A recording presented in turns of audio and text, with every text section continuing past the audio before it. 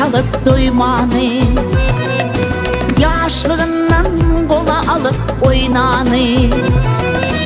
Abdülaziz İmamoğlu'nun doymanı, yaşlarından kola alıp oynanı. Hamdamamın ummanında kaynanı, Kamalcan elinde sayran bu tarım, Halipalan kolunda sayran bu tarım. Yatırıp dur babamıra tutsadı, ke güldürüp ke teçirtirip zarı. Ne acıp yanlanıyor Halipan tarih, Hamdamov'dan miras kalan bu tarım, Hamdamov'dan miras kalan bu tarım. Yanılan tarım, sayra tarım bu tarım, Halipan'dan miras kalan bu tarım. Sayra tarım bu tarım, o bu tarım, şehirlerin eline sayran bu tarım.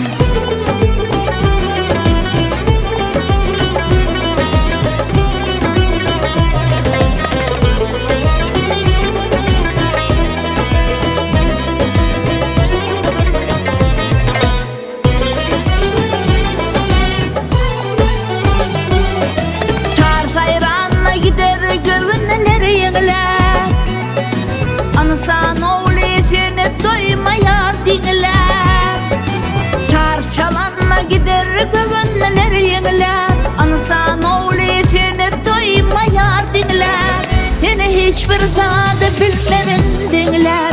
Yürük aydımımı çalan bu tarım, yürük aydımımı çalan bu tarım. Yanılan tarım, sayra tarım bu tarım, Halipalardan miras kalan bu tarım.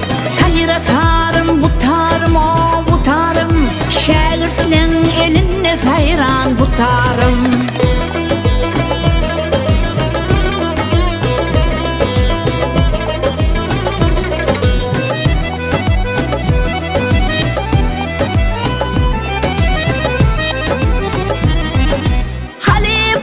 Şehirleri yavşıdır, Kerim Rahman Kemalettin bağışıdır. Halifamın şehirleri yavşıdır, Kerim Rahman Kemalettin bağışıdır. Ömür uzak ay bir kömür nakşıdır,